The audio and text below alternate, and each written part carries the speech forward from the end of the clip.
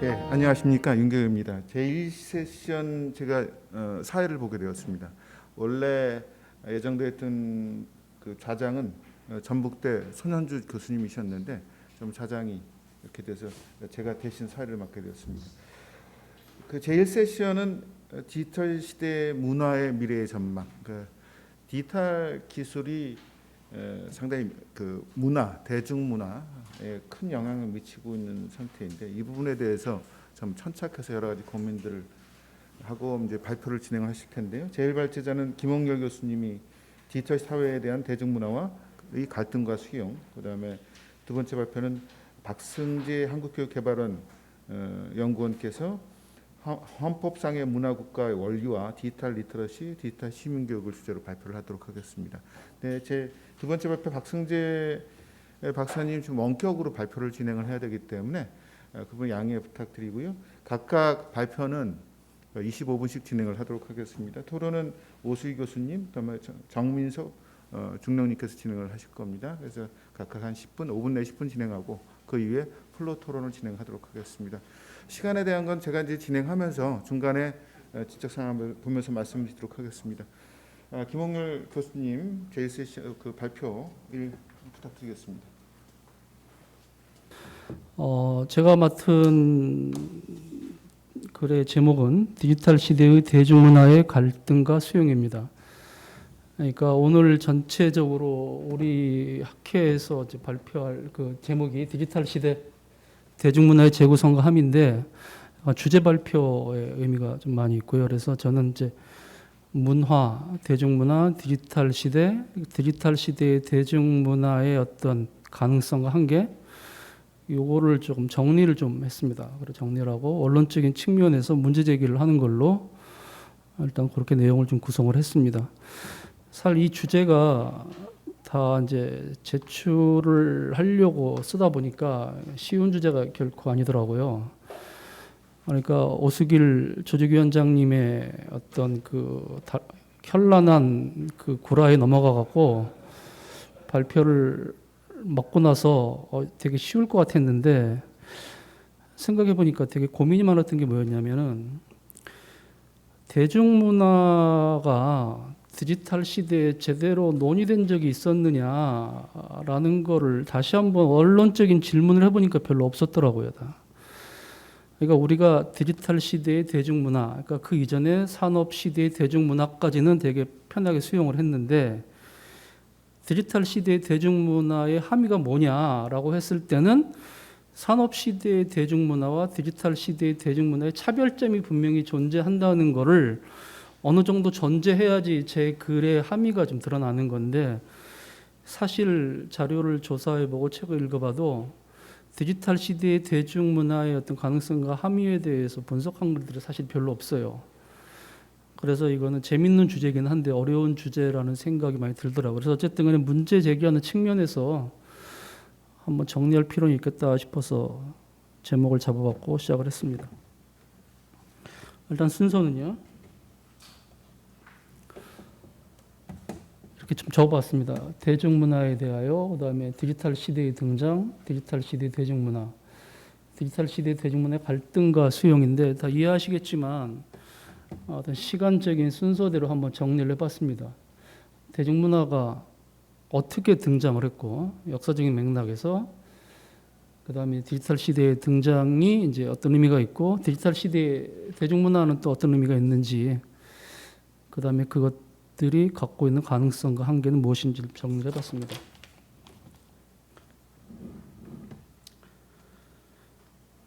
대중문화에 대해서는 5챕터로 되어 있는데 첫 번째가요. 문화의 시작이고 두 번째가 대중문화의 이전, 그 다음에 대중문화의 탄생, 그 다음에 대중문화와 산업사회, 대중문화의 특성 이렇게 이제 순서를 좀 잡아봤습니다. 그러니까 뭐 다들 잘 이해하시겠지만 그러니까 대중문화, 문화부터 시작해서 대중문화 이전, 대중문화, 그리고 대중문화와 산업시대 그러니까 정리를 한번 좀 해보자 키워드 중심으로 했던 측면이 있습니다. 문화의 시작 여러 가지가 있을 수 있는데 이게 이제 장점이자 단점이죠. 호모 사피엔스의 이제 비극과 희극이 동시에 시작된 게 이제 문화. 의식, 제도, 관습 이런 것들이지 않습니까? 종교로고 인간이 뭔가를 의식하기 시작했다는 거, 의식이 생겼다는 게 이제 호모사피엔스 시작인데 저 의식이 없었으면은 우리는 원숭이처럼 편하게 그게 편할 수도 있고 미개하게 또 편하게 살 수 있었을지 모릅니다. 근데 어쨌든 간에 기원전 몇만 년 전에 아프리카의 어떤 원생류가 땅에 내려오기 시작하면서 이제 공동체 생활을 했고 시기적으로 이제 간빙기에 맞춰서 생존 능력이 필요했고 머리가 필요했고 뭐 이렇게 했다는 거죠. 그래서 문화라는 것은 본질적일 수밖에 없다라는 거죠. 그러니까 이게 어느 순간이 지나서 없어지고 그러는 것들이 아니라. 자, 그러면 이제 이렇게 시작된 문화, 그러니까 우리의 의식 속에 호모사피엔스의 하나의 특징이라고 할 수 있는 의식 속에 존재하는 이런 문화가 이제 어떻게 발전되어 왔는지 보면서 우리는 대중문화를 중심으로 보면은 대중문화 이전이 어땠고 대중문화가 어떻고 이런 얘기를 한번 잠깐 해보고 싶었습니다.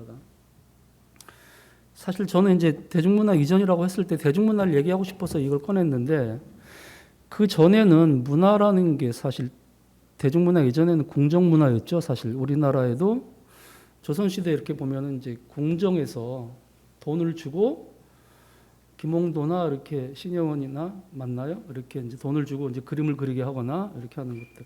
일반인들은 그런 문화 혜택을 못 누렸죠. 그러니까 이제 그 막걸리 한 잔 먹고 떠드는 흥겨운 노랫가랴 이렇게 낮은 차원의 민중 문화를 빼놓고는 그러니까 세련되고 역사에 남고 그리고 사회적으로 의미가 있는 문화들은 어쨌든 다 궁정 문화였었고 궁정 문화가 중세의 이제 유럽을 많이 지배했던 거죠. 우리가 지금 알고 있는 클래식은 전부 다 이제 궁정 문화였던 거였거든요. 이렇게 이제 궁정 문화가 문화의 일반적인 의미로 계속 전전되어 오다가 드디어 이제 대중문화가 탄생합니다. 이건 제가 그냥 갈리버 여행기 하나 했는데요. 1726년. 뭐 갈리버 여행기를 이제 특별히 뭐 한 건 없습니다. 그러니까 이제 적당한 샘플 했는데 다들 아시겠지만 대중문화가 탄생한 배경은 기본적으로 과학기술의 발달하고 되게 관련이 있을 수밖에 없잖아요. 그렇죠? 이건 인쇄술의 발달이죠. 당연히. 그렇죠? 인쇄술이 발달하니까 대량 생산이 가능해졌고 대중문화가 이제 나오기 시작할 수 있었던 거죠. 인쇄술의 발달과 대중교통, 통신과 철도 이런 것들이 다 발달했던 거죠. 그러다 보니까 다들 아시겠지만 뭐가 있었냐면은 표준어가 나오는 거죠. 이제 그러니까 루터가 했던 중요한 역할 중에 하나가 종교개혁 말고 독일어로 성경을 번역한 거였잖아요. 사실 다. 그러니까 라틴어로 있었던 성경을 독일어로 번역하면서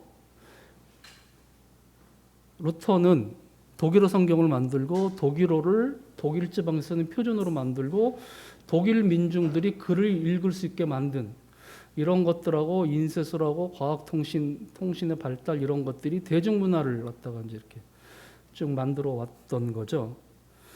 그러니까 이제 그래서 사람들이 대중소설, 통속소설을 쓰기 시작하는 겁니다. 다.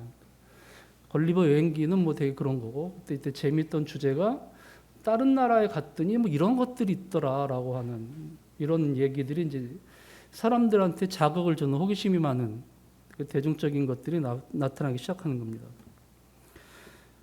이런 것들이 되게 많고, 그래서 1970년, 그러니까 1700년대, 1800년대쯤 되면은 개기한 소설들이 되게 많고, 그러한 소설들이 연애, 로맨스 이런 것도 되게 많고요. 그런 것들이 사람들의 호기심을 되게 자극하게 됩니다. 자, 근데 우리가 말하는 이제 대중문화는 이제 산업사회와 직결되는 거죠. 좀 전에 이제 걸리버 여행기 같은 경우는 대중문화의 초창기 이제 버전이라고 할 수 있는데, 지금 대중문화는 당연히 아시겠지만 매스미디어와 직접적인 관련이 있는 거죠. 그렇죠? 매스미디어. 대량 생산. 그러니까 매스미디어는 대량 생산, 대량 소비, 그다음에 대중매체 이런 것들이 그러니까 1900년대, 그러니까 1910년, 20년대에 이제 미국을 중심으로 해서 그러니까 산업사회가 성공적으로 이제 올라오기 시작했을 때 그때 이제 집집마다 텔레비가 미국에 다 생기고 헐리우드에서 영화 찍어내고 그걸 갖다가 TV에서 이제 방송하기 시작하면서 매스미디어가 엄청나게 큰 역할을 발휘하게 되고 그때 이제 지금의 대중문화의 모든 드라마나 팝이나 이런 것들이 이제 그때 형성이 되기 시작하는 거죠. 그래서 대량 생산, 대량 소비, 대중문화, 매스미디어 이런 것들이 이제 패키지가 돼서 우리는 지금도 아직도 사실 그 시대에 많이 살고 있습니다. 사실 다. 그러니까 디지털 시대 좀 다르긴 하는데 기본적인 맥락의 대중문화는 대중 소비, 대량 생산과 같이 맞물려 있는 거죠.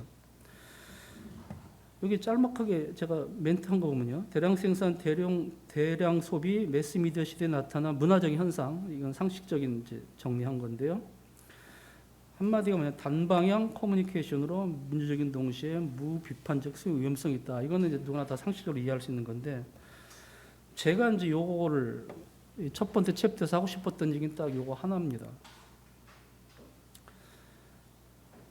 이건 이제 대중문화가 갖고 있던 어떤 정치적 혁명성이 있다고 한다면은, 우리 이제 발터 베냐민의 얘기를 좀 얘기하고 싶은데, 베냐민이 했던 얘기가 뭐냐면은 대중문화 이전에는 예를 들어서 문화적인 거를 누리기 위해서는 예를 들어 루브르 박물관을 가야 되는 겁니다. 예를 들어서 어디 성당에 가야 되는 거죠. 다.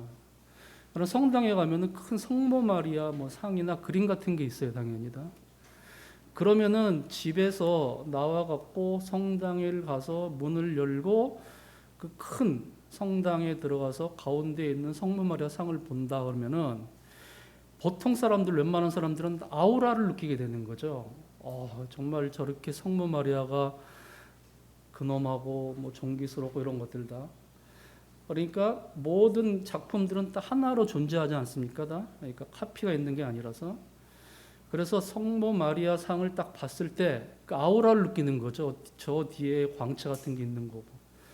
그러니까 문화를 누리는 이 대중과 작품 사이에 아우라가 있고 그거는 그냥 수용할 수밖에 없는 이런 것들 관계가 있었다는 거죠. 그거를 갖다가 이제 뭐 비민주성 이런 표현할 수도 있긴 있는데 어쨌든 간에 아우라가 있는데 그 대중문화가 그 아우라를 비판할 수 있게 만들었다는 거죠. 탈 아우라 이런 식으로다. 그렇죠. 그림이 있었는데 그림을 복사를 한 거예요. 복사해서 인쇄해서 나눠주는 거예요. 다. 그러니까 성모 마리아가 저 큰 성당에 있다가 내 집 앞에 지금 내가 화장실에서 볼일 보고 있을 때도 보고 있고 하니까 아우라가 깨진다는 거죠. 다. 그러니까 아우라 비판 탈 아우라가 되는 거예요. 그럼 이게 무슨 의미가 있느냐면은 권위에 대한 도전, 권위를 재해석할 수 있는 가능성이 생기는 거죠. 그러니까 대중문화가 혁명성이 생기는 거예요. 그러니까 민주사회를 갖다가 우리가 민주주의 갖다가 대중문화랑 같이 연동시킬 수 있는데 정보가 민주주의 사회에서 가장 대중들한테 필요한 게 정보였지 않습니까?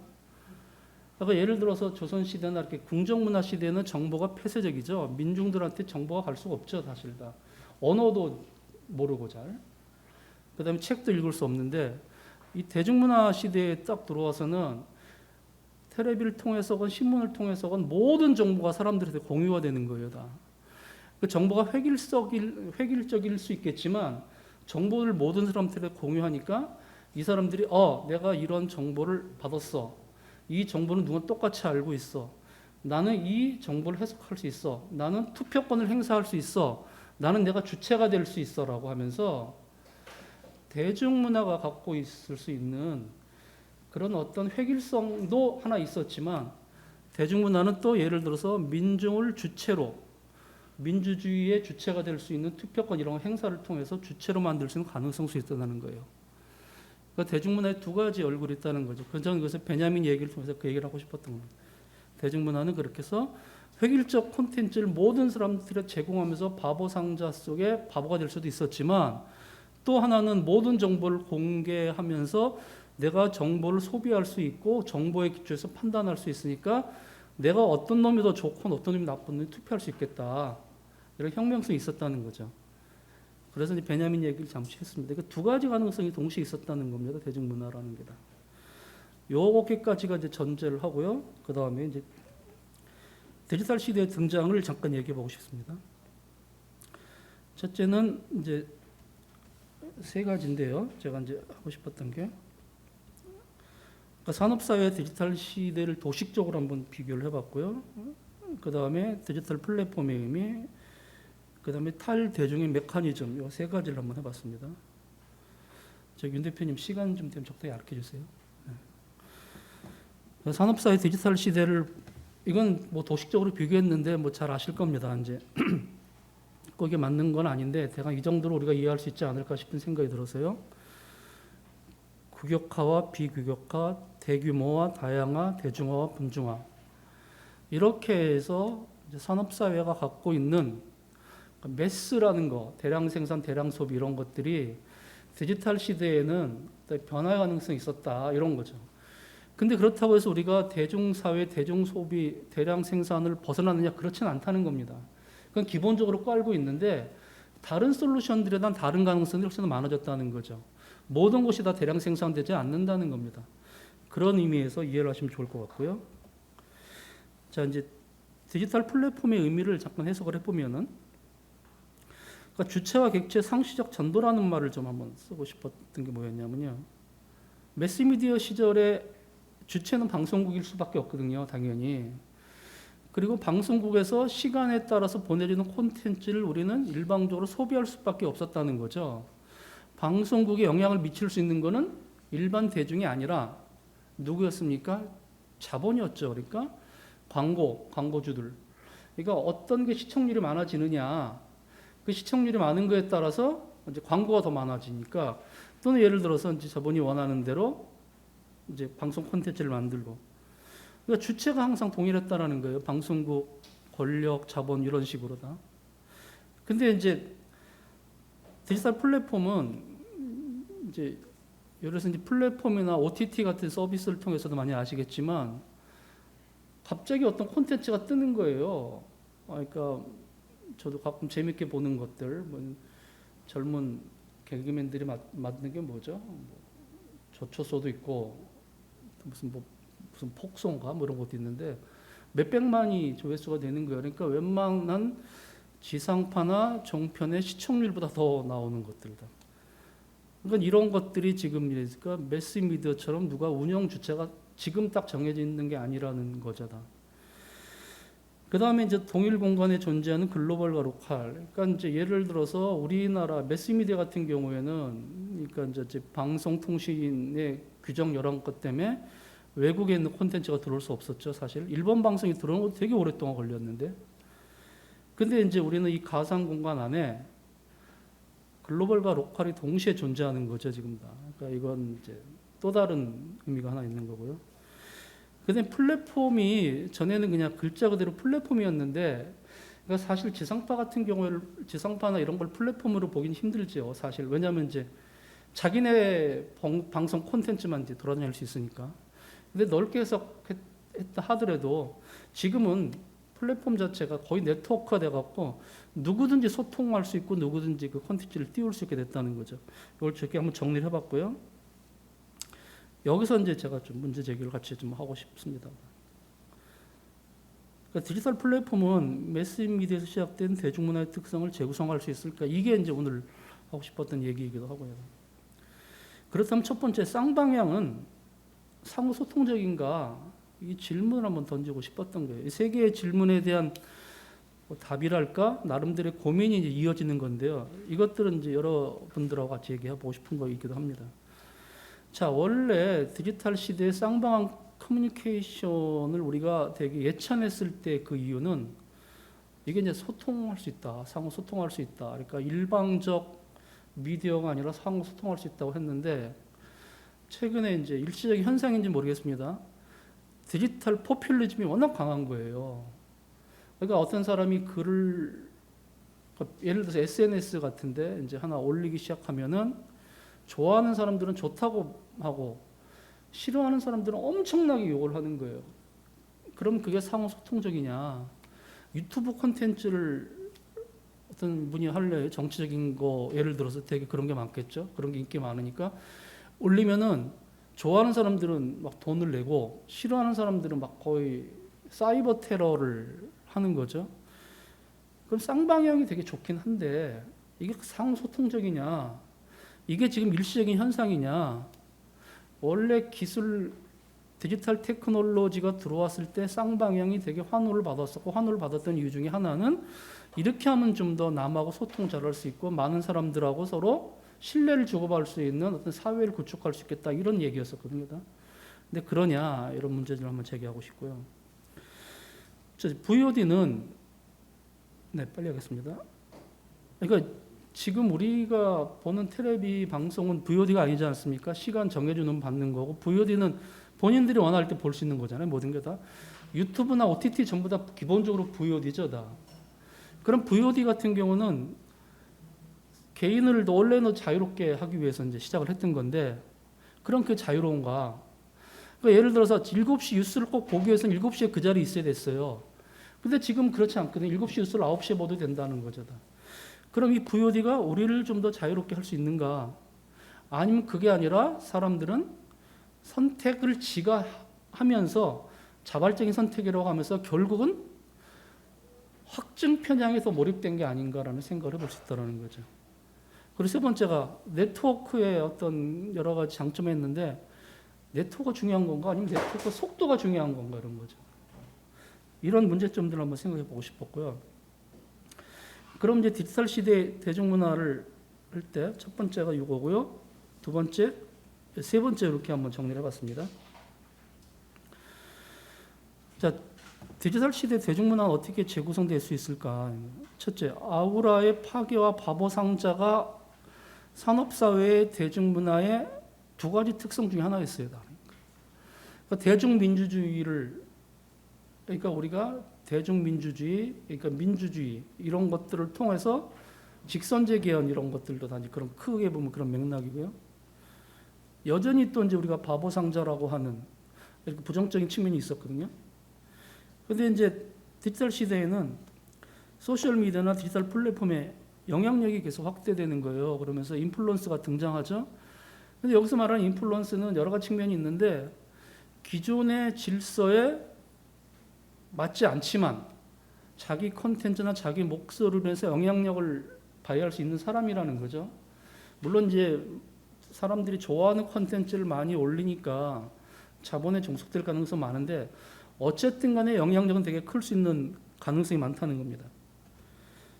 두 번째, 좀 전에 이제 말씀드렸던 맥락에서 산업사회의 대중문화의 장점 중에 하나가 매스미디어의 발달과 대중민주주의 제도화였는데 이게 디지털 플랫폼 발달하다 보니까 포퓰리즘, 정치의 양극화가 심해지는 거예요.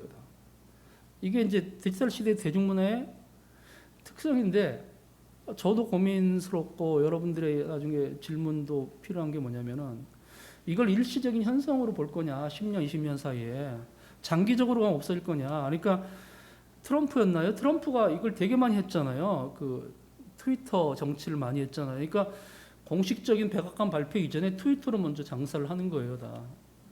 그래서 이제 트럼프 지지자들이 엄청나게 많아졌고 했는데 그럼 정치가들이 대부분 앞으로도 이런 식으로 할 거냐? 이 욕망을 쉽게 끊지 못할 것 같거든요, 이게 다. 그럼 디지털 시대의 대중문화는 오히려 더 천박해질 수도 있다라고 볼 수 있는 거죠.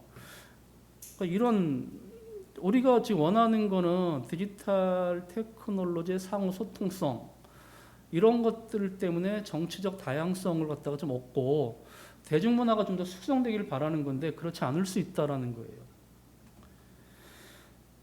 정체성 문화 이제 정책성 문화라는 거는 이제 예를 들어서 이제 뭐 나와 있는 것처럼 매스에 속하지 않는 그렇죠? 전통적인 다양한 요소에 기반한 정당 정치나 드넓은 보편 정치에 속하지 않고 성별, 종교, 장애 소수적인 속하는데 이 정체성 정치가 정체성 문화가 디지털 시에 가능할까 이런 것들에 대한 고민이 있다는 거죠. 원래는 이게 되게 가능하거나 확산되기를 원했던 건데 예를 들어서 이제 서울시청 앞에서 퀴어 축제를 한다고 한다면은 이거 동성애에 찬성하는 그런 분들은 그 좋다.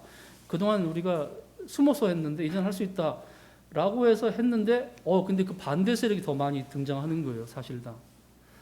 그러니까 이제 소수의 정체성 문화를 갖다가 확산시키기 위해서 디지털을 이용하고 싶었는데 이 반대 세력이 더 크게 이 디지털 문화를 조작하는 거예요.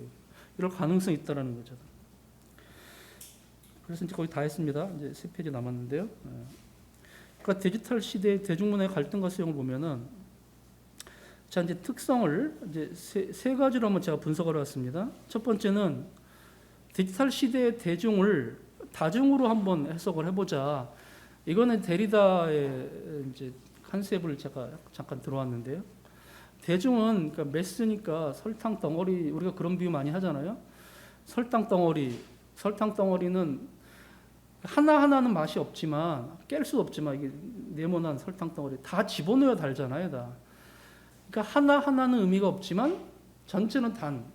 그러니까 개인은 필요 없다라고 하는 게 이제 매스의 부정적인 의미인데 다중은 하나하나도 의미 있고 그다음에 전체로도 의미가 있다. 멀티튜드라고 이제 다중이라고 했는데 그렇게 한번 주체를 좀 바꿔서 해석을 해보자. 두 번째는 제가 계속 했던 거 매스미디어에서 1인 미디어가 이제 플랫폼 미디어로 바뀌었다는 거하고 세 번째는 이제 대중을 상대로 한 대중문화에서 다중 또는 개인을 상대로 한 복합적 구성이 됐다. 디지털 시대 대중문화 이게 특성이라고 볼 수 있지 않겠느냐라고 얘기를 하고 싶었고요. 자, 그럼 이제 갈등하고 수용의 두 가지를 한번 갖고 와봤어요. 그러니까 이게 이제 저기 BTS잖아요.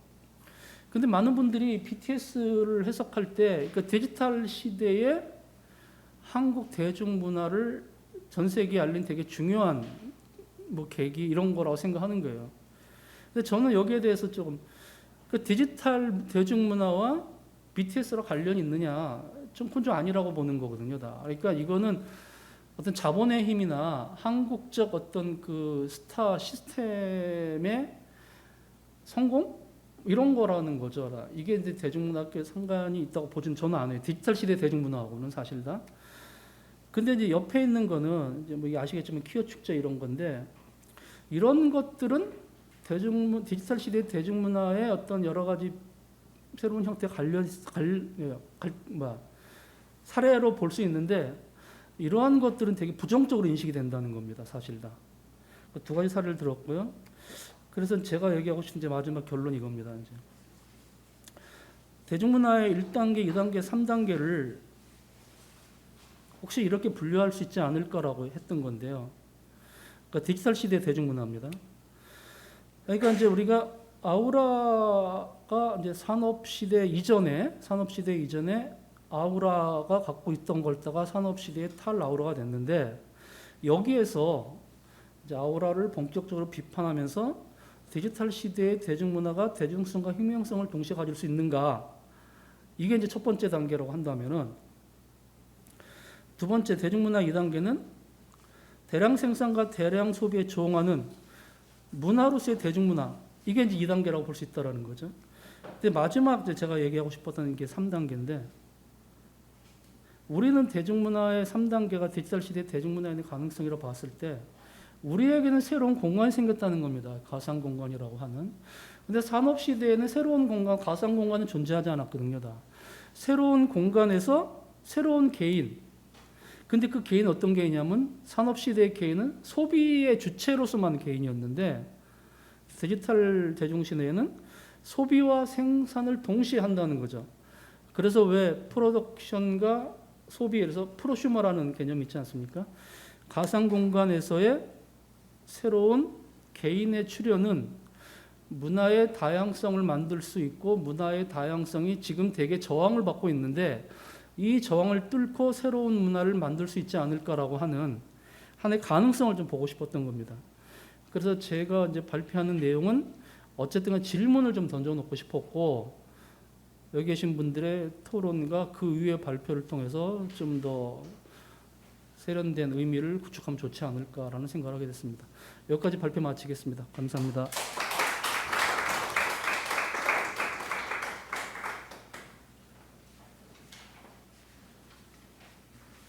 네, 김홍렬 박사님이 대중문화 관련돼서 탄생과 이제 디지털 기술에 의해서 어떻게 전개될지에 대해서 좀 상당히 인사이트 있는 말씀을 해주셨습니다. 다음 발표는 이제 박승재 박사님이 진행을 하실 텐데요. 박승재 박사님 현재 온라인으로 준비되어 있는데 현재 준비가 되어 있을까요?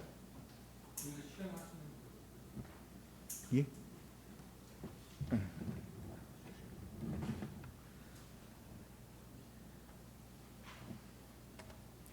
여기 방송국 비디오 F 누르면 바로 시작. 음. 이렇게 하면 되는가요? 안녕하십니까. 한국교육개발원 박승재입니다.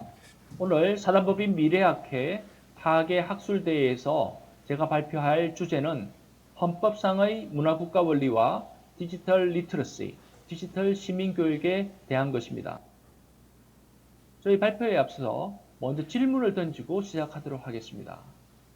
첫 번째 질문은 디지털 시대에는 사람의 인지적 단계가 아날로그 시대와 달라지는가 하는 질문입니다. 두 번째는 디지털 문화는 교육을 통해서 어떻게 전송되는가 하는 질문입니다.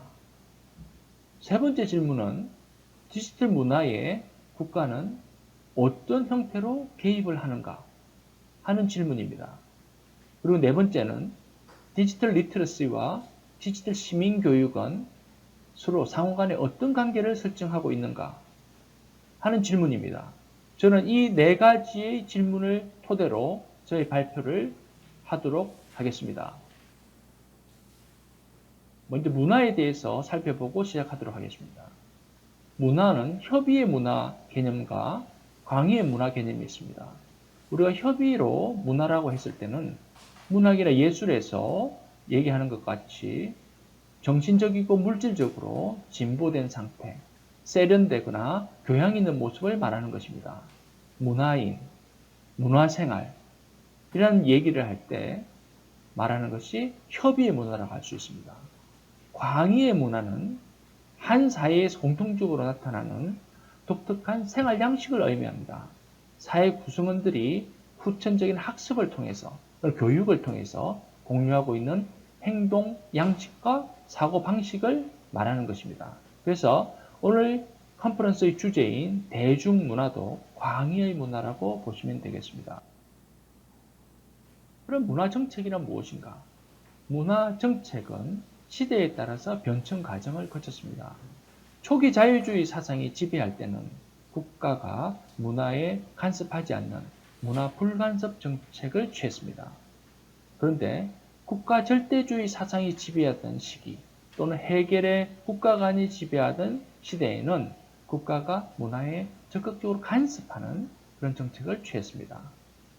그런데 현대에는 국가와 사회가 서로 다르다는 또는 구분되는 이원론을 바탕으로 국가는 문화에 적극적으로 개입을 하지 않고 서로 불편부당하게 대우를 하는 불편부당의 원칙이 취해지는 그런 정책적 특성을 가지고 있습니다.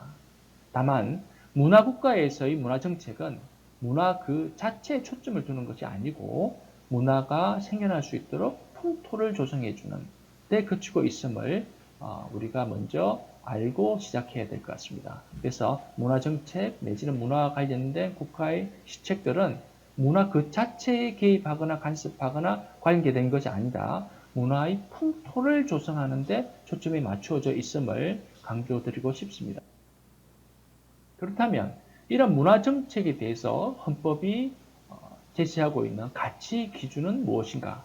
마찬가지로 헌법은 문화에 적극적으로 개입하지 않습니다. 불편부당의 원칙으로 대우를 하고 있기 때문에 이러한 문화정책을 펼칠 때 문화적 토양 또는 문화를 조성할 수 있는 토양을 만드는 그런 정책을 펼칠 때도 그에 대한 판단 기준은 양심의 자유, 종교의 자유, 학문과 예술의 자유와 같은 이런 가치를 기준으로 판단을 하는 그런 내용을 헌법이 가지고 있습니다. 우리 헌법이 제시하는 문화정책에 대한 내용입니다.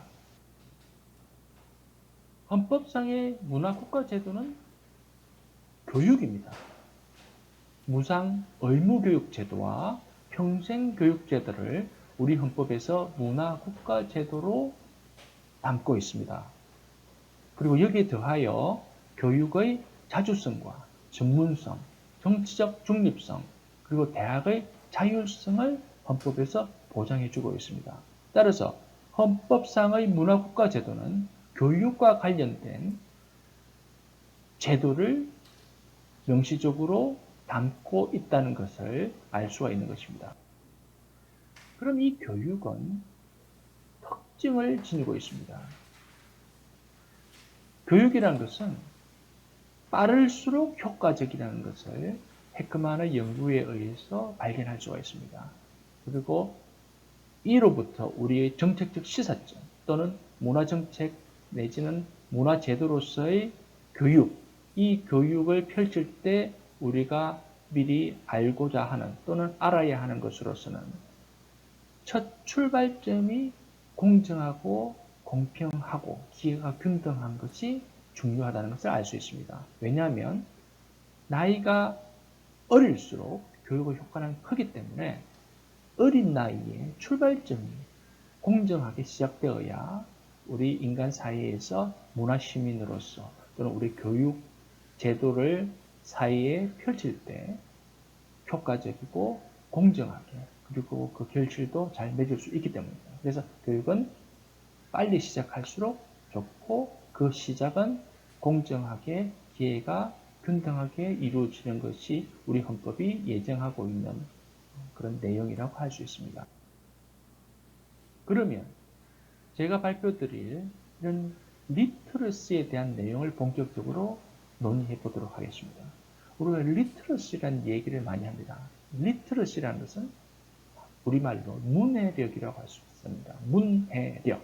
그래서 가장 넓은 의미의 문해력은 특정한 사용 맥락에서 특정한 맥락에서 생각이라 아이디어를 서면 형태로 그러니까 쓰여진 글자의 형태로 쓰여진 형태로 이해하거나 표현하기 위한 목적에서 읽고 쓰고 생각하는 어떤 특정한 방법을 문해력이라고 합니다.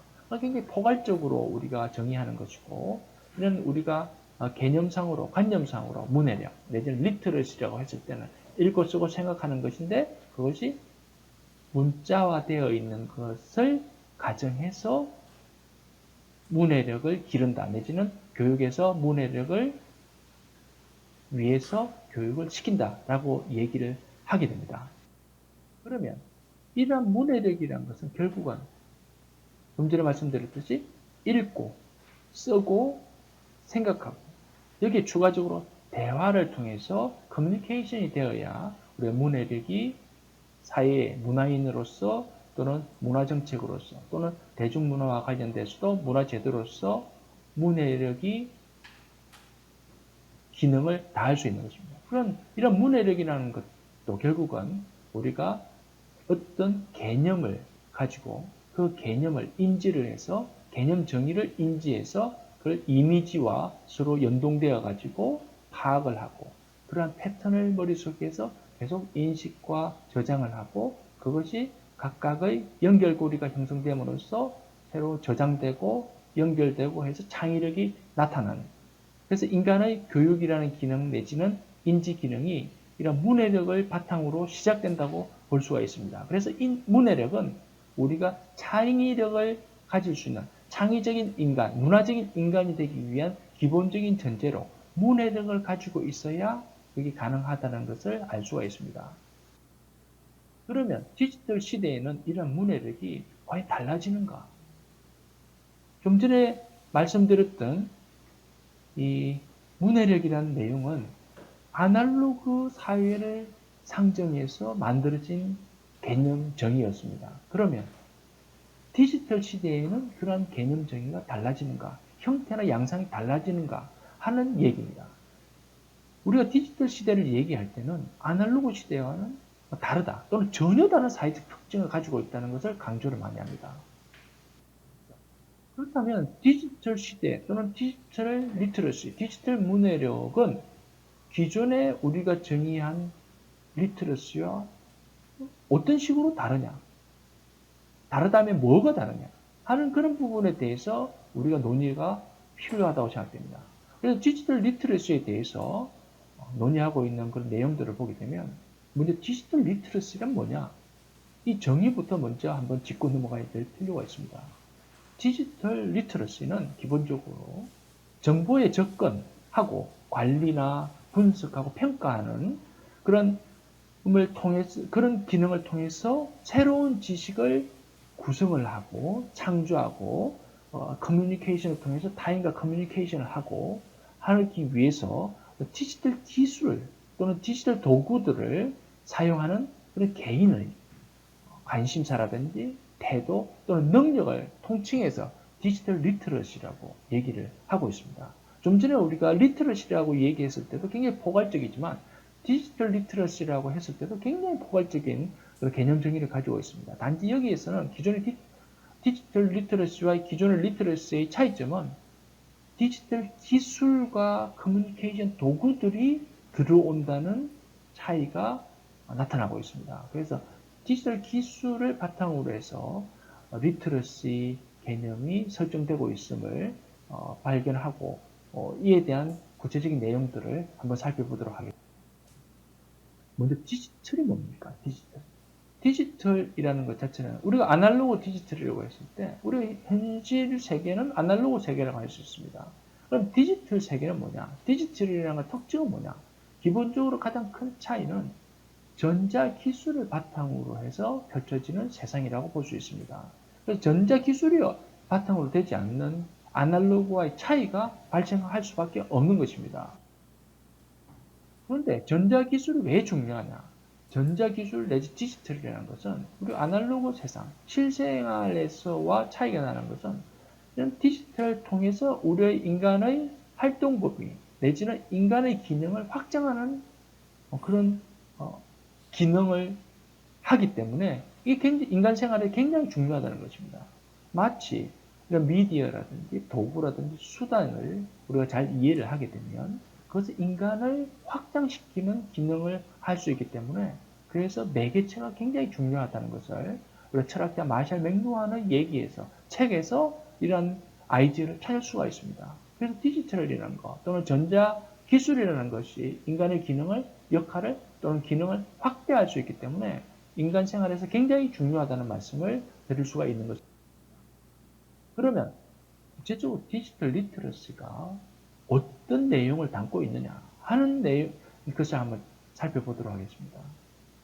이런 디지털 리터러시 프레임워크의 대표적인 것들이 어떤 문헌이라든지 저널에 나와 있습니다. 보시면 학생들이 이런 디지털 도구를 통해서 정보를 수집하고 평가하고 사용하는 그런 능력들 또는 문해력 그런 능력들을 Research and Information Literacy라고 소개를 하고 있습니다. 정보를 찾고 또는 그 정보를 우리가 수용하고 사용하고 평가할 수 있는 그런 능력들 이런 것들을 디지털 리터러시의 한 주요한 항목이라고 그렇게 보는 것입니다. 또 비판적인 생각이라든지 문제 해결력 그리고 의사결정을 한다든지 또는 창의성이나 어떤 혁신적인 것 그리고 디지털 시민성 같은 것 그리고 커뮤니케이션이라든지 협력 같은 것 그리고 기술을 사용할 수 있는 그 능력이라든지 기술에 대한 이해 이러한 것들을 포함해서 익히는 것이 디지털 리터러시를 가진다 내지는 디지털 리터러시가 가지고 있는 내용적인 요소라고 할 수 있습니다.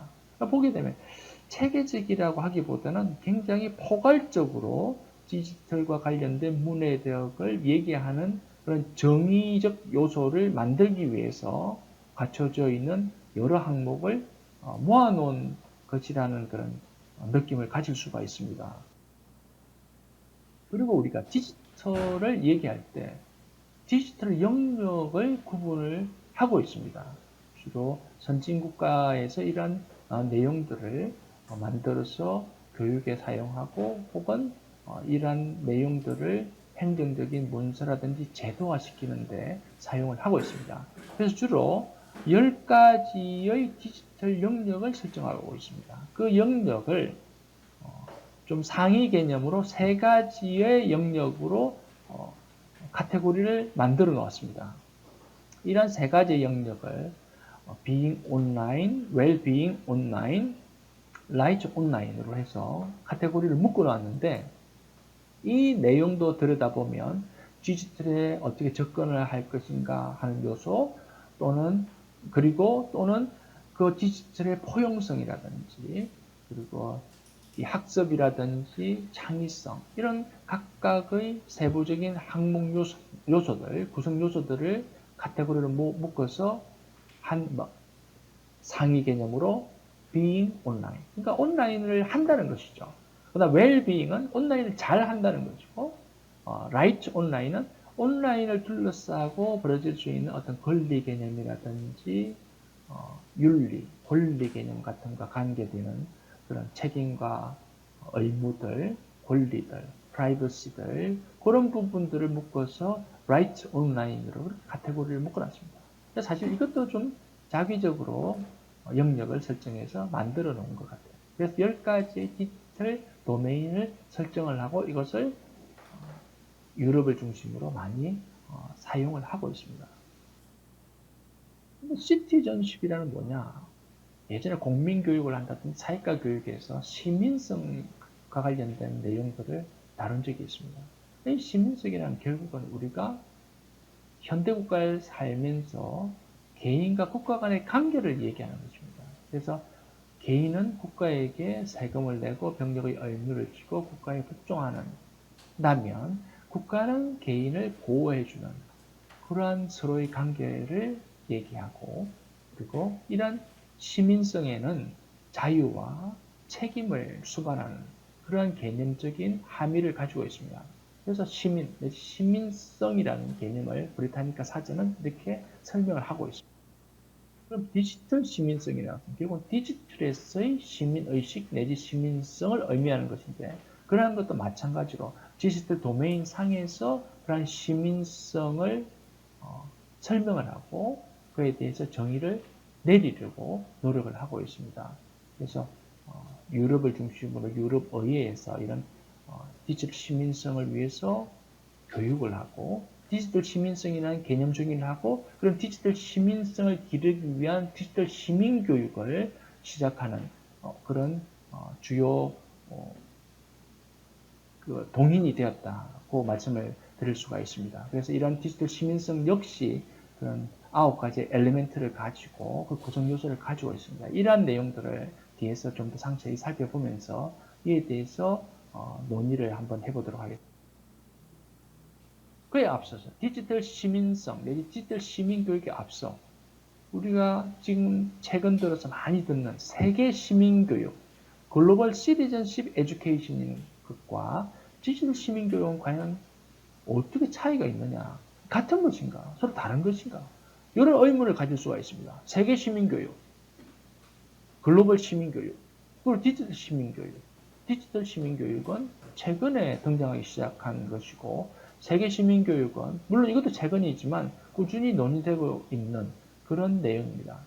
근데 여기서 문헌을 찾아보고 저작이나 논문들을 찾아봤을 때 저희가 구분할 수 있는 것은 세계 시민교육이라는 것은 결국 우리가 국민교육 내지는 그런 국민 교육 과정에서 다루고 있는 그런 글로벌 이슈와 관련돼서 특히 사회 또는 사회적인, 정치적인, 경제적인, 환경적인 그런 내용들을 글로벌하게 다루고 있는 그런 특징을 가지고 있습니다. 한마디로 이 세계 시민교육은 현존하는 피지컬 세상에, 실존 세상 내지는 현실 세상에 있는 내용들을 국민교육을 다루고 있는 것이 세계 시민교육이라 보시면 되겠습니다. 특히 그 영역을 사회적이거나 정치적이거나 경제적이거나 환경적인 우리 인류의 중요한 그런 글로벌 이슈들을 다루는 그에 관해서 학생들이 능동적으로 참여하는 그런 내용들을 다루는 게 글로벌 시민교육, 세계 시민교육이라고 정의 내릴 수 있겠습니다. 그래서 글로벌하게 컨셔스니스, 자각성을 가지고 또는 글로벌하게 또는 글로벌에 대한 어떤 컴피턴시에 대해서 교육을 하는 이런 부분을 다루고 있는 특징을 가지고 있습니다. 그러면 디지털 시민교육 DCE, 디지털 시티즌십 에듀케이션은 글로벌 시민교육과 어떤 차이가 있느냐? 한마디로 시민교육을 디지털과 관련된 시민 교육을 한다는 것입니다. 그래서 좀 전에 말씀드렸듯이 디지털 사회에서 필요로 하는 시민 교육인 것입니다. 그래서 마찬가지로 이런 컴피턴시를 가르친다든지 하는 글로벌 이슈에 대해서 또 다루지만 중요한 것은 디지털 사회에서 사용할 디지털 기술을 효과적으로 사용하거나 그리고 그러한 디지털 기술을 사용하는 데 있어서의 비판적인 분석력이라든지 또는 그와 관련된 우리의 다양한 요소들에 대해서 교육을 하는 그런 특징을 가지고 있는 것이 디지털 시티즌십 에듀케이션이라고 할 수 있습니다. 그래서 다루고 있는 취지나 내용은 유사하지만 하나는 피지컬 월드를 다루고 있고 디지털 시티즌십은 디지털 월드를 다루고 있는데 서로 차이가 있는 것입니다. 그래서 글로벌 세계 시민교육은 현실 세계, 디지털 시민교육은 디지털 세계에 필요한 시민성 교육을 한다는 점에 서로 차이가 있다는 것을 말씀드리겠습니다. 그리고 세계 시민교육은 경제적, 사회적, 그리고 환경적, 정치적 하는 그런 중요한 글로벌 이슈에 대해서 포커스를 두고 있지만 디지털 시티즌십 에듀케이션은 디지털 기술을 사용을 효과적으로 할 수 있는 그런 능력이나 자질, 그리고 윤리성, 가치 이런 부분에 대해서 포커스를 갖추고 있음을 알 수가 있습니다. 그런데 이러한 교육을 시킬 때 우리가 블룸의 교육 목표 단계설이 있습니다. 사람들이 교육을 하고 가르치고 할 때 이런 단계적으로 처음에 기본적으로 어떤 개념을 들었을 때 그걸 머리에 저장하고 기억할 수 있는 거, 이해할 수 있는 거, 그런 개념을 응용하거나 분석하거나 평가해서 새로운 것을 창조할 수 있는 이런 단계, 학습 단계 내지는 학습 목표 단계가 있는데 이러한 블룸의 텍사노미 같은 경우에는 피지컬 월드를 기준으로 만들어진 원리라고 할 수 있습니다. 이러한 사람이 인지적으로 또는 교육을 받음에 있어서 이런 단계가 디지털 교육을 받을 때도 동일한 것인가 하는 그런 질문을 던질 수가 있습니다. 그럼 이런 블룸의 텍사노미는 피지컬 월드를 기준으로 만들어졌다고 볼 수 있는데 그러면 피지컬 월드를 기준으로 만들어진 이 블룸 텍사노미가 디지털 시대에는 어떻게 이게 바뀔까? 아니면 그대로일까? 하는 의문을 가질 수 있습니다.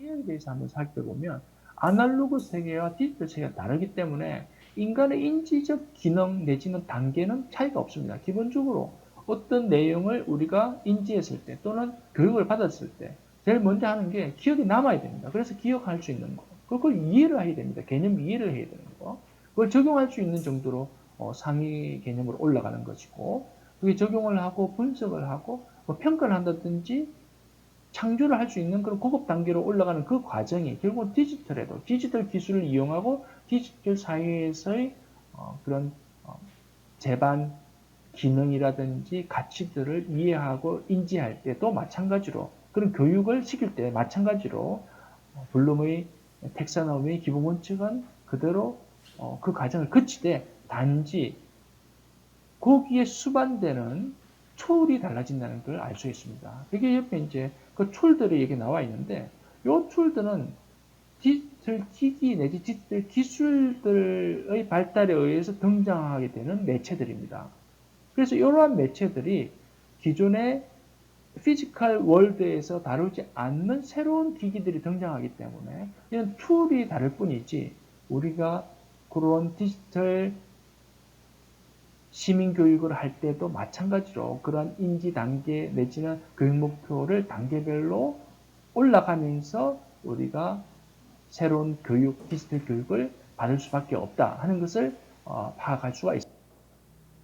그러면 블룸의 디지털 텍사노미는 좀 전에 말씀드렸듯이 블룸의 텍사노미와 이게 디지털 시대에 적용됐을 때 한번 이걸 조사를 했을 때 이런 블룸의 텍사노미가 블룸의 디지털 텍사노미로 바뀌었을 때 그러한 도구들은 어떠한 것들이 있는지를 조사해 놓은 자료들입니다. 이런 조사해 놓은 자료를 보면 우리가 쉽게 보면 이거 알 수가 있습니다. 가장 기본적인 거는 카피를 하고 국어를 찾는 것입니다. 그리고 이해를 하는 도구들은 한마디로 말하면 이런 좀 고급된 서칭을 하는 것들.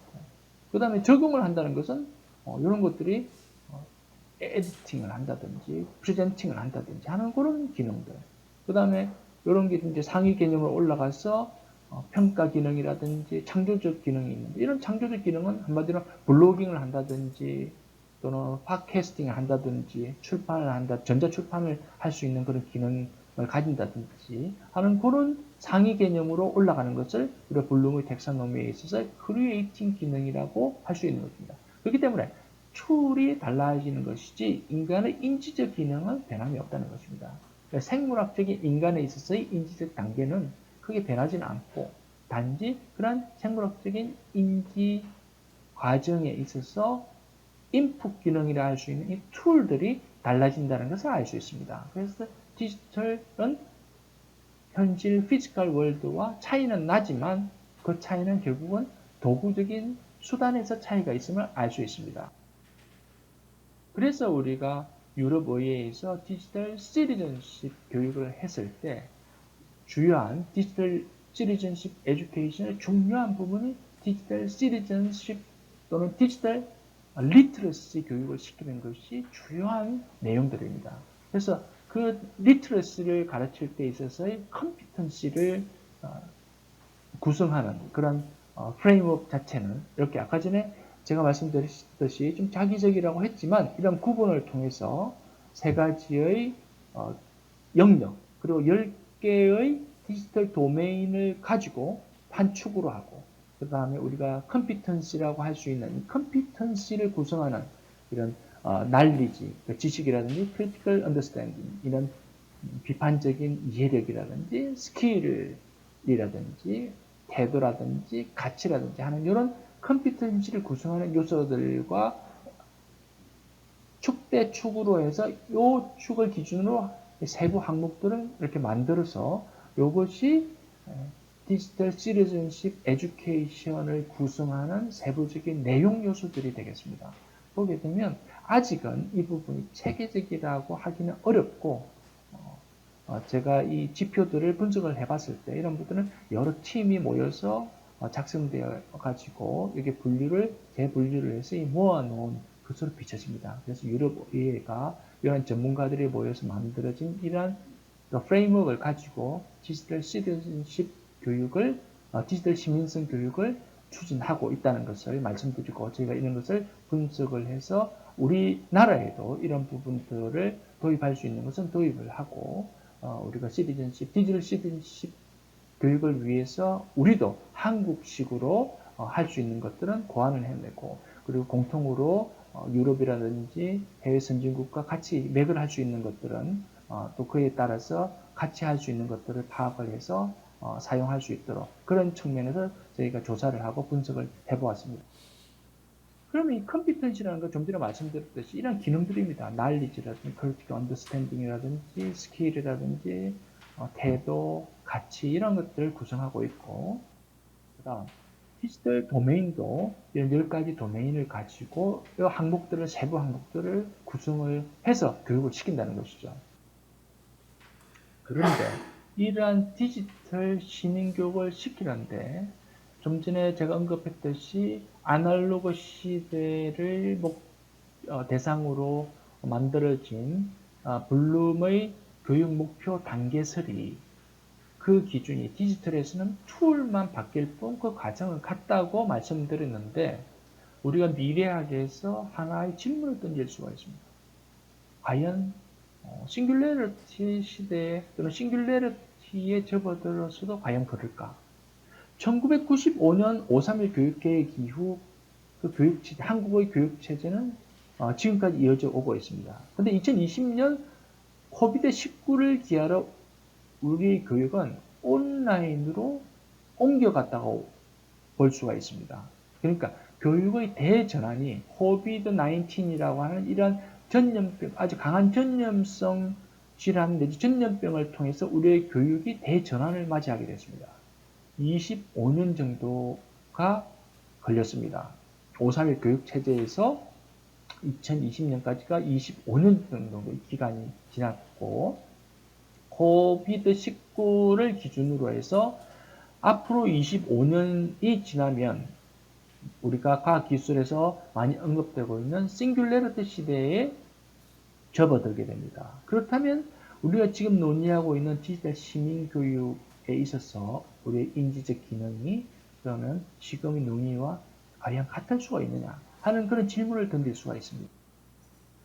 왜 그러냐 하면 인공지능 이후 우리가 기술로 초점이 맞춰지고 있는 브레인 컴퓨터 인터페이스 기술이 싱글레리티에 접하게 될 경우는 굉장히 발전이 됐을 상태가 될 것이고, 그렇게 됐을 때 우리가 생물학적인 지금의 인간의 두뇌와 이런 인공지능이라든지 또는 컴퓨터가 서로 연결이 되면서 컴퓨터와 우리의 생물학적 뇌가 서로 교류하는, 데이터가 왔다 갔다 하는 이런 시대에 접어들게 되면 우리의 디지털 시민교육이 이전과 같이 자연 상태, 자연인 내지는 생물학적 인간, 그리고 아날로그 시대를 상징한 교육 목표 단계설대로 우리가 교육을 할 수가 있느냐 하는 의문을 제기할 수가 있습니다. 왜 그러냐면 바깥에 외장되어 있는 어떤 데이터를 통해서 인풋을 우리 생물학적인 뇌에 할 수 있고, 우리 생물학적 뇌에서는 외장 어떤 기계로 정보를 데이터나 정보를 내몰을 수 있는 시대가 된다는 것은 결국은 자연적인 상태 내지는 아날로그 시대의 교육 목표 단계 또는 교육 단계처럼 단계별로 갈 수가 없을 수 있다는 그런 질문이 제기될 수 있기 때문입니다. 그래서 다시 한번 이 질문을 되새겨보게 되면 디지털 시대의 사람의 인지적 단계는 아날로그 시대와 지금까지는 도구만 차이가 있을 뿐 큰 차이는 없었습니다. 그렇지만 향후 브레인 컴퓨터 인터페이스 기술이 발달되고 싱글레리티 시대에 접어들게 될 경우에는 사람의 인지적 단계는 달라질 수밖에 없다는 그런 말씀을 드리려고 이 질문을 던진 것입니다. 마찬가지로 그 다음 질문에서는 디지털 문화라는 것은 교육을 통해서 전송이 됩니다. 근데 그 교육이 그냥 전송되는 것이 아니라 그 과정을 통해서 우리가 여러 가지 과정을 통해서 인지적이고 우리가 인지적 기능을 통해서 정서적 기능과 함께 심동적 기능과 함께 교육의 영역에서 전수가 되고 전성이 되는 것이지, 우리 디지털 문화는 강의의 디지털 문화는 후천적인 학습 내지는 교육을 통해서 전성되고 그 교육은 우리 인지적 단계를 밟아서 전성을 할 수밖에 없는 그런 구조를 취하고 있다는 그런 설명을 드리면서 이 질문을 던진 것입니다. 그리고 디지털 문화에 국가는 관여를 하느냐? 관여를 한다면 어떤 형태로 관여를 하느냐? 그런 문화정책을 통해서 관여를 하게 되는 것입니다. 아까 전에 말씀드렸듯이 문화정책이라는 것은 결국은 풍토를 조성하는 것이고, 문화의 제도는 교육을 통해서 전달하는 것이고, 그 교육은 자유롭게 자주성, 정치적 중립성을 보장을 해주는 형태로 개입을 하게 되는 것이죠. 주로 조성정책 내지 지원정책이 주가 되겠습니다. 그리고 마지막에 우리 현재 아직 진행 중인, 그렇지만 학문적으로 이론적으로 정교화되지 않는 그런 디지털 리터러시와 디지털 시민교육의 관계는 이처럼 서로 혼재되어 있습니다. 그리고 이러한 디지털 리터러시를 목적으로 하는 또는 디지털 리터러시를 위한 디지털 시민교육의 프레임워크는 아직 체계화되지 않은 상태에서 우리가 시행되고 있지만, 이러한 분야에 좀 더 학자들이, 미래 학자들이 많은 관심을 가지고 어떻게 디지털 리터러시를 전파하고 어떻게 디지털 시민교육을 할 것인지 하는 그런 측면에 있어서 미래학자의 미래학적 연구 방법론들이 여기에 많이 가미가 되어서 이들을 좀 더 정교하게 할 필요가 있다는 것을 말씀드리면서 제가 오늘 발표를 마치도록 하겠습니다. 감사합니다. 그 박순재 박사님이 이제 녹화한 거를 좀 들었습니다. 박순재 박사님 얘기하셨던 거는 전체적으로 헌법적인 문화국가의 원칙에서 교육의 중요성, 또 교육의 중요성 관련돼서 디지털 시대에서 문해력, 또 디지털 문해력, 또 세계 시민교육, 디지털 시민교육과 관련된 중요성을 말씀하셨고, 이제 디지털 기술이 이제 상당히 많이 발달을 해서 BCI, 브레인 컴퓨터 인터페이스 관련된 것들이 상당히 좀 화두가 되고 있는 상태입니다. 그 일론 머스크의 뉴럴링크 같은 경우는 상당히 그 부분에 대해서 집중적인 연구를 진행을 하고 있고요. 일부 주장에 따르면 2030년 후반에 그 완벽한 그 브레인 컴퓨터 인터페이스가 가능하다는 이야기도 있습니다. 2040년대 이전에 센서 오브 인터넷, 그러니까 사물 통신이 아니라 인터넷 오브 센서, 그러니까 감각 통신까지 가능하다라고 하는 그런 주장도 있는 상태이기 때문에 이런 주장들이, 이런 논의들이 상당히 설득력이 있는 것 같습니다.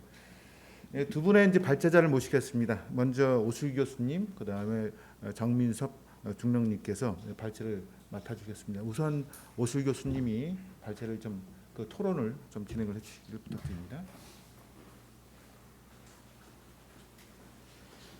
네, 잘 들었습니다. 저는 이제 주로 앞에 김홍렬 교수님 이 발표를 중심으로 이제 말씀드릴 텐데요. 뒤에 박승재 박사님 역시도 같은 맥락인 것 같습니다. 문화의 등장, 대중문화의 등장을 말씀해 주셨는데요. 이 디지털 사회에서는 이제 만인이 등장하고 또 개인이 재탄생되는 거 아닌가, 그런 얘기들을 이제 많이 하고 있습니다. 그러니까 개인이 이 미디어의 생산자이자 소비자이자 제공자이자 여러 가지를 이제 같이 할 수 있다라는 건데요. 과거에 이제 인쇄술, 종이, 통신 이런 것처럼 지금 인스타그램, 블로그, 브런치에서 다들 새로운 이 뭔가를 만들어내고 있는데요. 최근에는 우리 이제 옛날 그림들 보면은 정선 김홍도의 그림들을 보면 이제 퇴색돼 가지고 아주 그 옛날 화면처럼 보이지 않습니까? 그러니까 그 그림을 보고 뭔가 감동이 있거나 아니면은 이 긍지가 생기거나 이런 게 아니었는데 최근에는 디지털로 복원을 해가지고 일일이 그 변색된 것을 다시 복원을 해서 보니까 정말 이 세계 최고의 문화를 창조하는 것 같다, 그런 생각도 드는데요. 그게 이제 시대를 넘나들면서 그거 역시도 클라우드 펀딩으로 만들어낸 거니까 국가가 해내지 못하는 이 대중문화, 이것을 민간이, 개인이 연결돼 가지고 클라우드 펀딩으로 또 개인의 창조적인 작업으로 문화를 창조해내고 있다, 이런 생각이 듭니다. 그런데 이제 두 분 발제에서도 나왔다시피 과연 이게 민주적인 동시에 무비판적인 수용, 이게 확실히 달라졌느냐라고 보면은 저 아랍의 봄처럼 민주적인 것에 기여할 수도 있는데 우리 이제 페이크 뉴스라든지 아니면은 문파 이런 것처럼 패거리로 이제 나눠지는 것, 이런 것들을 여전히 극복하지 못하는 것 아닌가. 또 다른 한편에서는 아우라가 파괴되고 개인의 아우라가 등장을 하기 때문에 이것이 어떻게 보면은 아우라를 파괴하지만 바보들을 등장시킬 수도 있고 또 대리들을 등장시킬 수도 있는 그런 이 양면의 칼들이 있는 것 같아요. 그럼 그런 측면에서 보면은 이 종이 신문이 그 유력도가 떨어질 거다라고 했는데 여전히 유지되고 있는 거라든지 한편에서는 개인의 콘텐츠라는 것이 더 그 부상되고 있는 거. 그러니까 이게 언제까지 계속 균형 있게 갈 건지 유지될 건지 이런 것도 이제 논란이 될 것 같고요. 그다음에 쌍방향의 소통이라는 것이 가능할까라는 문제 제기도 하셨는데 새로운 갈등들이 계속 쏟아져 나오는 것도 있고 또 개인의 자유라는 데 기여하는 것, 이게 이 새로운 일자리를 만들어내는 그런 측면도 있고요. 네트워크의 속도가 이제 커지면 높아지면서 아까 싱귤레리티가 더 가속화될 텐데 이것이 그럼 우리가 어떤 준비를 해야 될까, 이런 관점에서 접근해야 되지 않을까. 그러니까 마누엘 카스텔이 이미 2000년대 초반에 정체성 권력을 얘기를 했었거든요. 그러니까 그때 개인들이 연결되니까 그러니까 권위주의에 이제 대항하는 것이 돼버려서 우익 민병대가 나온다든지 아니면은 저 이슬람의 이 테러리즘이 나온다라든지 아니면은 저 일본의 이제 옴 진리교 같은 거 이런 것들이 나오는 것을 어떻게 대응할 거냐. 그러니까 그런 것들이 나오는 거는 정체성 권력의 어떤 위협을 느끼고 있는 상태다라는 얘기들을 많이 했습니다. 그래서 이 여전히 그럼 이 새로운 이 디지털 시대의 이 문화, 대중문화 역시 새로운 이 그럼 새로운 대중문화 운동이 필요하지 않을까. 제가 이제 생각하기에 디지털 계몽주의가 새로 이 나와야 되는 거 아닌가 이런 생각으로 해보고 이 뒤져봤는데 이미 이 그런 제목, 그러니까 디지털 인라이트먼트라는 제목을 단 책들이 여러 권이 벌써 있더라고요. 그러니까 그게 디지털 전환 과정에서 우리 윤기영 교수님이 늘 강조하시는 것처럼 디지털 트랜스포메이션에서 이 격차 문제가 생기는 것을 어떻게 할 거냐. 이게 이제 한 측면이 있지만 그 격차라는 것이 단지 디지털 활용도의 이 격차가 아니라 누구나 누릴 수 있는 대중문화, 누구나 건전하게 누릴 수 있는 대중문화가 되려면은 새로운 대중문화 운동 또는 새로운 뭐 교육 운동 이런 것들이 필요하지 않을까라는 거고요. 최근에 저 스웨덴의 스님이 이 작고하시면서 이제 나온 책이 번역이 됐는데 내가 틀릴 수도 있습니다. 이런 제목의 책이 있어요. 그럼 앞으로 이 디지털 격차를 줄이는 것을 대중문화 관점에서 보면은 어떻게 할까라고 할 때 새로운 도덕 철학 이런 것들이 필요하지 않을까. 그러면은 뭐 혐오 표현을 어떻게 극복해낼지, 다양성을 어떻게 확보할지, 참여 구조를 어떻게 확보해낼지, 공정이라든지 아니면은 이 과거의 능력주의 이런 것들을 어떻게 극복해낼 것인지 이런 것들이 개인 단위의 과제일 수도 있고 뭐 우리 교육의 과제일 수도 있고 우리 국가 차원의 과제일 수도 있다라는 그런 생각을 해봤습니다. 그럼 김홍렬 교수님께서 디지털 시대의 대중문화의 갈등 이런 이 제목을 붙이신 것처럼 그러한 갈등을 극복해내기 위한 새로운 계몽운동이 필요하지 않을까 하는 말씀을 드리고 마치겠습니다. 고맙습니다.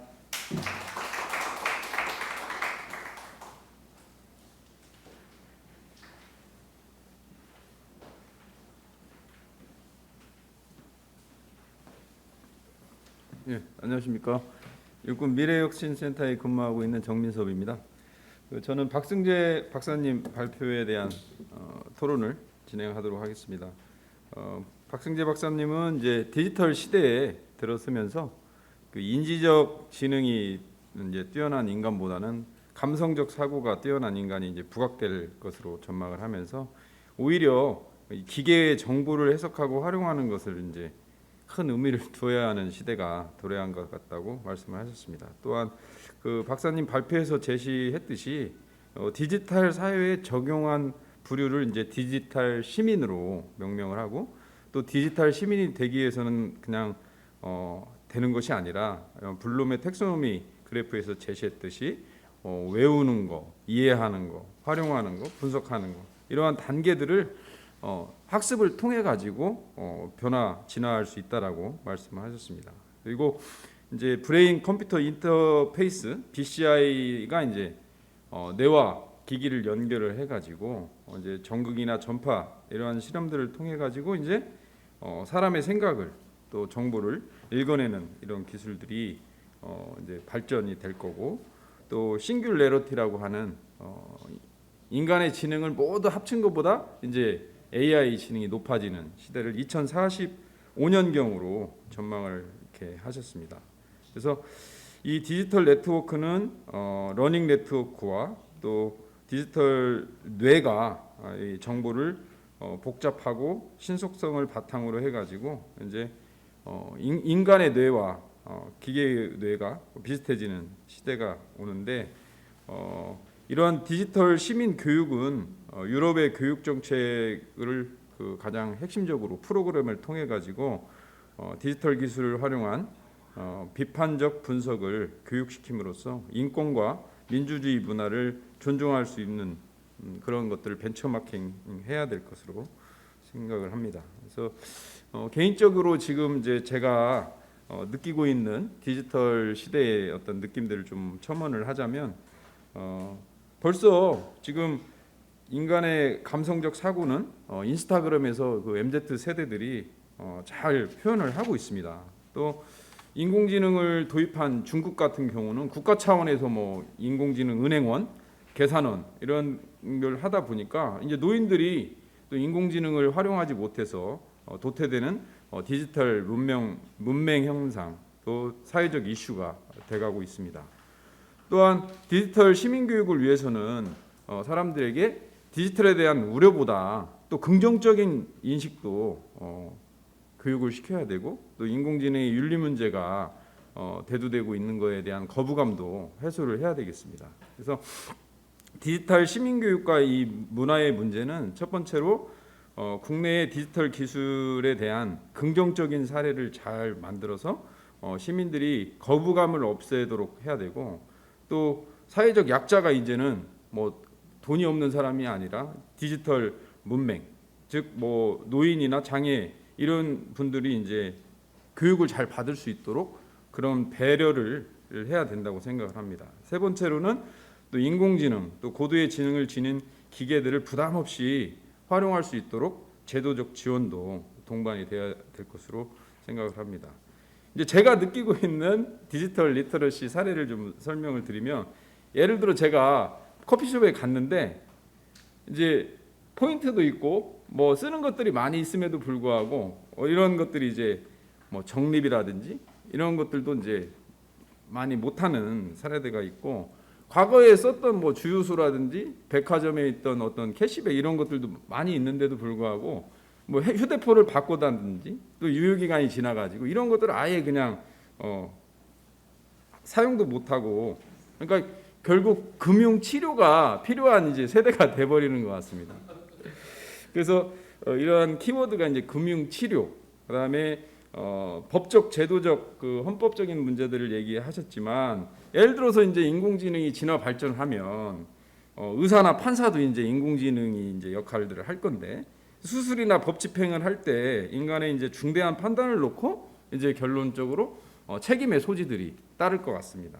뭐 지금도 이제 테슬라에서도 이런 사고 사례가 있었지만, 인공지능이 교통신호를 지키지 못해 사고가 발생했을 때 누가 책임을 져야 되냐? 인간이 운전자냐? 차량을 생산한 회사냐? 보험 회사냐? 결국 인공지능은 책임의 소지에서 빠질 겁니다.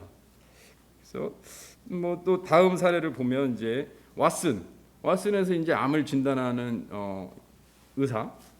근데 결국 그 데이터 확률로서 인공지능이 이제 수술을 해라 마라 했는데 사고가 나면 또 인간 의사가 책임을 져야 되는지, 병원장이 책임을 져야 되는지, 이런 문제들이 귀결이 될 것입니다. 그래서 제가 생각하는 이 디지털 리터러시의 어떤 해결 방안은 또 디지털은 디지털로 또 막아야 되기 때문에 그 이제 키워드가 디지털 치료제입니다. 디지털 치료제가 이제는 미래의 먹거리고, 우리가 미래학을 하는 사람들도 디지털 치료제를 선점해서 발전을 시켜야 할 것입니다. 이건 뭐냐면 인간의 생체 정보를 수집할 수 있는 센서를 활용을 해가지고 실시간 인간의 건강 상태를 모니터링해서 이 사람이 언제 암에 걸릴 것인지, 이 사람이 이런 스트레스를 가지고 있을 때는 어떤 장애가 나온다는 예측할 수 있는 이런 부분들인데, 가장 많이 이제 데이터를 가지고 있는 곳이 군인이지 않습니까? 군 부대의 뭐 신병이라든지 또 학교 이런 데 집단 생활을 하는 인원들은 이제 어떤 복장을 착용한다거나 각종 센서를 장착하게 하고 활동하면 데이터가 수집이 돼서 그들의 생체 정보를 활용하기 위한 이제 건강, 심리 상태도 분석하고 예측도 하고 이렇게 이제 한다면 좋을 것 같습니다. 그래서 우리 미래 사회에서 이제 이러한 키워드 디지털 치료제를 어떻게 우리가 하고, 또 이게 이제 개인정보보호법하고 또 충돌되는 부분들이 있는데 이걸 어떻게 해결해야 될 것인지, 끝으로 그 디지털 휴먼 오로지, 여러분들 오로지가 누군지 아십니까? 22살 먹은 이제 그 디지털 휴먼인데 이 친구는 이제 술도 안 먹고 항상 올바르게 행동을 하고 있어서 연예 기획사에서 또 한 200억씩 매출을 벌이고 있는데 미래에는 이제 이런 디지털 휴먼을 활용해 가지고 BTS처럼 이렇게 활용할 수 있는 세상이 올 것으로 생각을 하고 예, 저의 발제를 마치겠습니다. 이상입니다.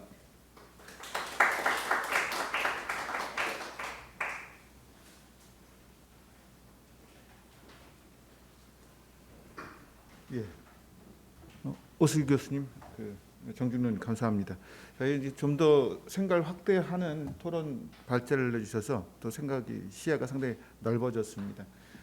예, 아까 말씀드렸던 뭐 그 디지털 휴먼 이런 부분이 상당히 화두가 되고 있는 상태죠. 그래서 그 갖고 우리가 디지털 리터러시라고 하는 부분이 지금 간단치 않을 거다. 시간이 가서 그렇게 생각이 들고 있습니다. 현재 뭐 그 별도로 디지털 리터러시 학회도 있는 것으로 알고 있습니다. 그래서 그런 논의들이 아까 이제 박승재 박사님이 그걸 어떻게 확대할 거냐 말씀하셨고 정준호 의원도 이제 디지털 치료를 말씀하셨는데 이런 논의들을 통해서 상당히 확대가 될 거라고 생각을 하고 있습니다. 그 사이에 이제 그 현재 그 박승재 박사님은 녹화 강의를 하신 상태라서 뭐 질의응답이 좀 약간 원활하지는 않습니다. 그런데 그 사이에 우리 이제 미래학회 박재윤 교수님께서 크리티컬 띵킹이 지금 교육 시스템에 어떻게 반영되고 있는지에 대해서 질의를 해주셨어요. 그래서 저희 그냥 개인적인 소견을 간단히 좀 말씀드리겠습니다. 지금 시민사회일수록 크리티컬 띵킹, 좀 비판적 사고, 무엇이 옳은지 그른지, 내 생각과 고민이 무엇이 옳고 그른지에 대해서 좀 고민이 되고 있는 상태죠.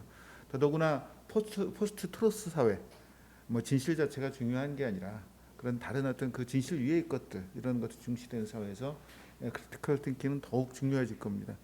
그럼에도 불구하고 우리나라 교육 과정에 크리티컬 띵킹을 구조적으로 체계적으로 학습시키는 과정은 좀 많이 아쉬운 게 사실이죠. 아마 그것 때문에 이제 그 우리 박재윤 교수님이 또 교육 전문가신 박승재 박사님한테 한번 질의를 하셨던 것으로 생각이 들고요. 그 부분에 대한 것은 체계적으로 더 제고될 수 있는 그런 제도 틀들이 마련될 거라 기대하고 있습니다.